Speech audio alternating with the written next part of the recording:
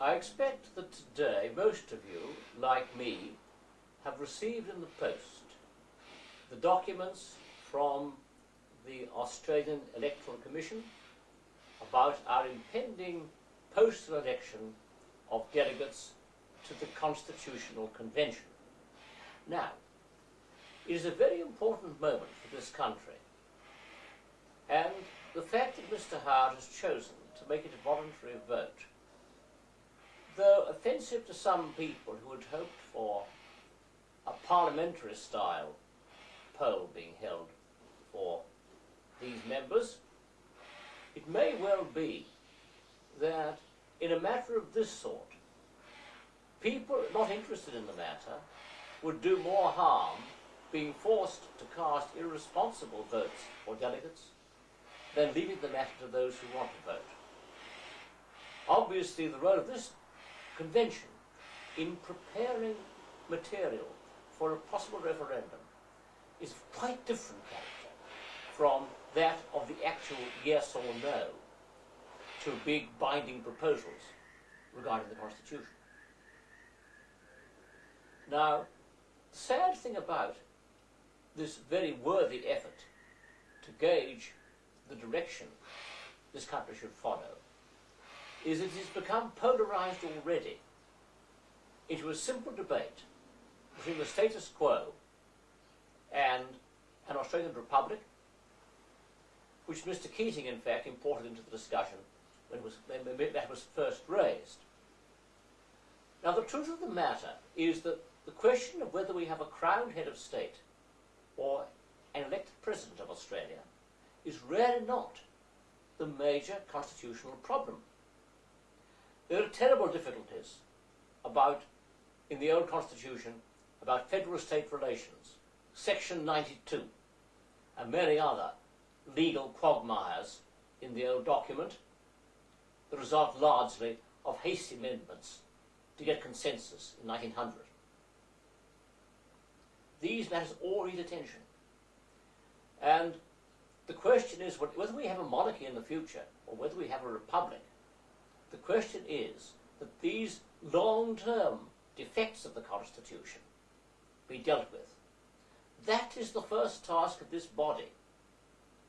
It seems that to a large extent I must accept that whether we have a republic or a monarchy is a matter for the referendum.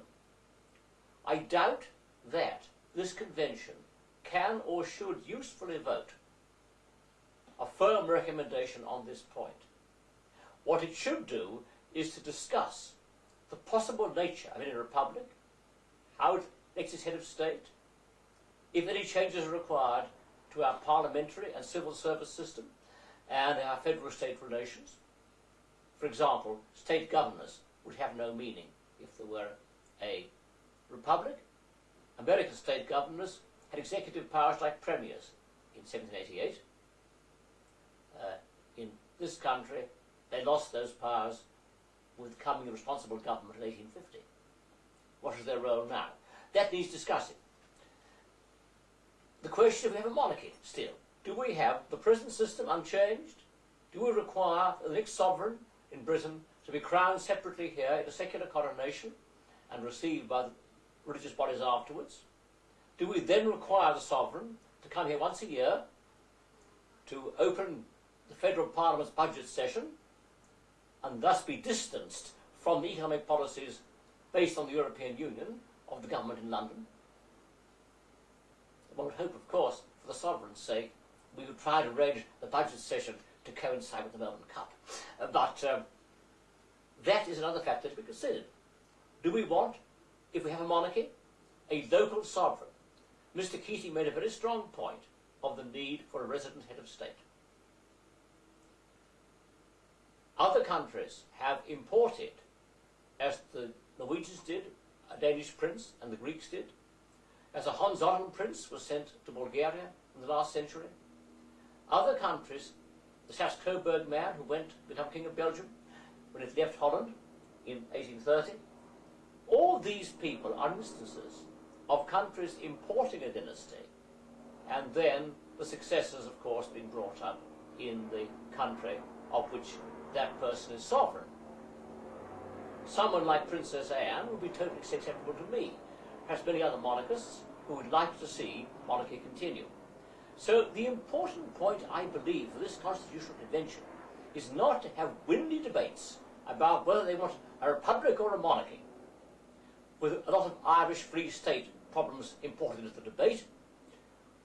What we want is to have a discussion of the various blueprints and what they would entail, so that when we have the vote on the big issue, as people see it now, they will know the general background and the implications of what is decided. This is a very important convention, and I do hope, though it's voluntary, that you will all think very seriously about the duty of voting. As my late great uncle once said, "My dear boy, the most important duty for a citizen is the duty of going every few years and casting your vote."